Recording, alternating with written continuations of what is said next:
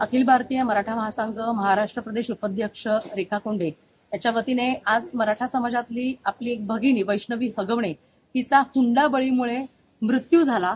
खरं तर हा मृत्यू नसून खून झाल्याची शक्यता वर्तवली जात असताना आज त्या हगवणेंच्या वकिलांनी खरं तर असं वाटलं त्यावेळी की हा वकील कोर्टामध्ये युक्तिवाद करण्यापूर्वी गांजा पिऊन आला होता का काय, अशा पद्धतीने त्याने वैष्णवी हगवणेवरती अतिशय गलिच्छ पद्धतीने आरोप केले, तिचं यामध्ये चारित्र्य हनन केले आणि जी समाजामधून खूप मोठ्या प्रमाणात तिला सहानुभूती मिळत होती, कसपटे कुटुंबियांना या माध्यमातून जी सहानुभूती मिळत होती ती सहानुभूती कुठेतरी कमी करण्याचा संपवण्याचा प्रयत्न खरं तर हगवणे वकिलांनी यामध्ये केलेला आहे।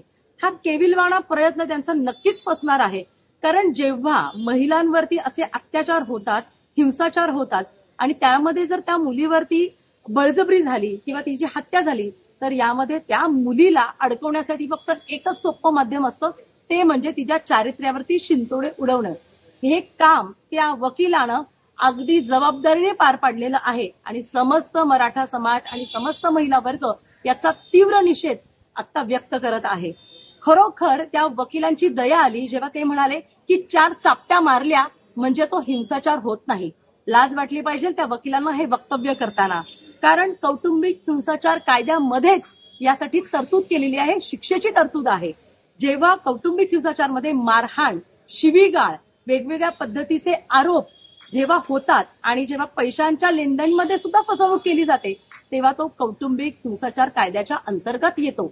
अशा वेळी जर वकील आरोपीच्या म्हणजे हगवणे आरोपी 5ही लोकांबद्दल जर अशा पद्धतीने समर्थन करत असतील तर समाजामध्ये काय नेमका संदेश जाणार आहे?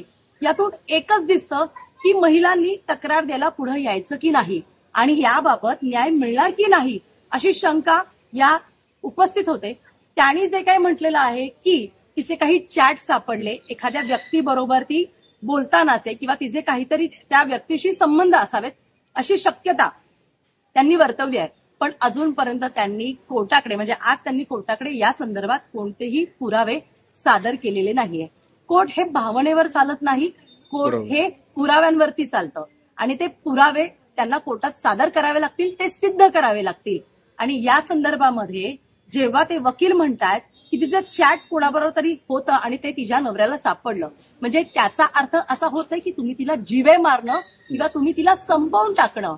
1 चापट मारली किंवा 4 चापटी मारल्या तर त्याचे 29 व्रण हे शरीरावरती नक्कीच असू शकत नाहीत, याची सुद्धा बोलताना त्यांनी भान ठेवायला हवे होते। यामध्ये कायद्याची तरतूद आहे, जर असं काही डिस्प्यूट 2 कुटुंबामध्ये असेल किंवा नवरा बायकोमध्ये असेल तर कायद्यातून त्यांना विभक्त होण्याची संधी आहे, ते विभक्त होऊन हा विषय संपवू शकतात। परंतु कोर्टामध्ये जे काही त्यांच्या वकिलांनी हगवण्यांच्या वकिलांनी जे आर्ग्युमेंट केलं त्याचा आम्ही जाहीर निषेध करतो। काल हगवणे कुटुंबाचे जे ऍडव्होकेट होते विपुल दुशिंग यांनी जी स्टेटमेंट्स काल कोर्टात केली ती ऐकून इतका इतका इतका संताप झालाय माझाच नाही, माझ्यासारख्या असंख्य लोकांचा, की मी ठरवलं आता आपण यांचा केसच करायचा, म्हणजे केसच पाडायचा, त्यांच्या प्रत्येक वक्तव्याचा केस पाडायचा। त्यांनी असं म्हटलंय की प्लास्टिकच्या छडीने मारहाण केली याला हत्यारं म्हणायची का या प्लास्टिकच्या छडीला? तर विपुल दुशिंग साहेब याला काय म्हणायचं? त्याला दुसरं काय नाव हे हत्यार नाही का? कारण त्यांनी जर कोणाची हत्या होत असेल तर त्याला हत्यारच म्हटलं जातं।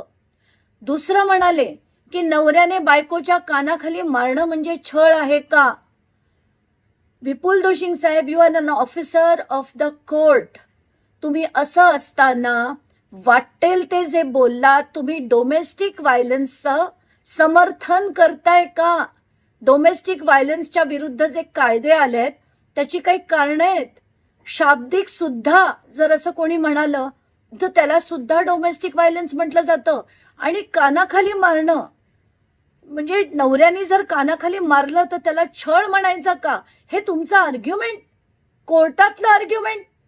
मला तातडीने पहिलं सांगायचंय की पुणे बार असोसिएशननी यांचा सनद रद्द करण्यासाठी मूव्ह केलं पाहिजे, अशा वकिलांची सनद रद्द करायला पाहिजे।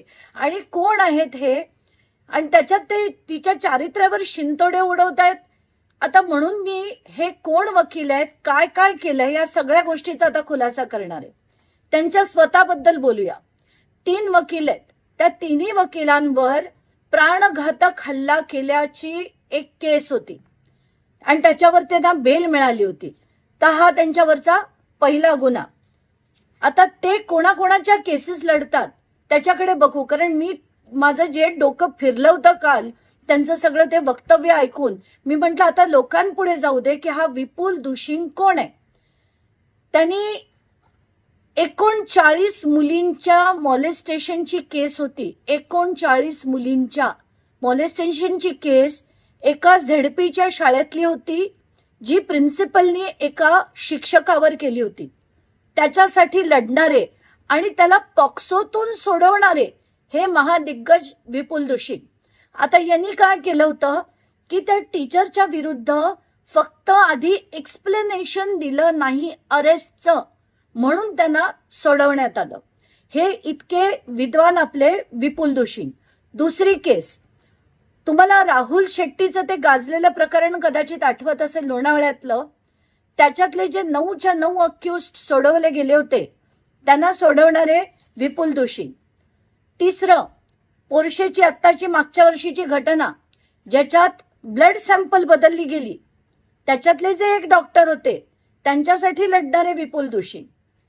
चौथी केस, गँगस्टर गजानन मारणे, आपल्याला आठवत असेल की ज्यांनी वरात काढली होती जेलच्या बाहेर आल्यानंतर, जसं काही लढाईत जिंकून आले होते ते, त्या गजानन मारणेची केस लढणारे विपुल दुशिंग. आणि या गजानन मारणेवर 6 FIR होत्या, त्यांच्यासाठी लढणारे विपुल दुशिंग.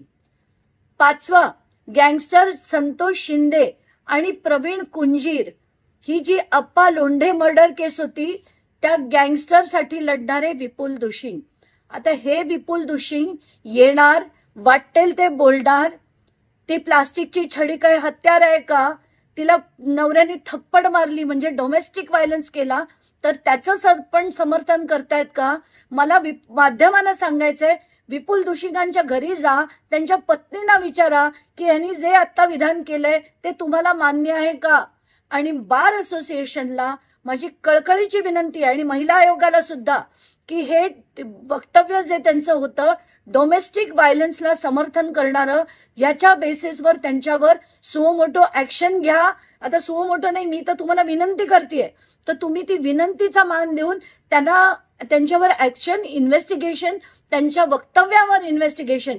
कारण कुठल्याही वकिलाला वाटेल ते कोर्टात बोलण्याला बिलकुल चाललं नाही पाहिजे. आणि काल ज्या पद्धतीने ते वैष्णवीबद्दल बोलले, इतकी की काल रात्रीपासून वैष्णवीच्या वडिलांचे, काकांचे, सगळ्यांचे फोन आले, ते इतके हतबल झालेत की, आणि हेच करण्याचा त्यांचा उद्देश होता. म्हणून मी असं ठरवलं की आता यांच्या प्रत्येक प्रकरणाचा मी केस काढणार आहे.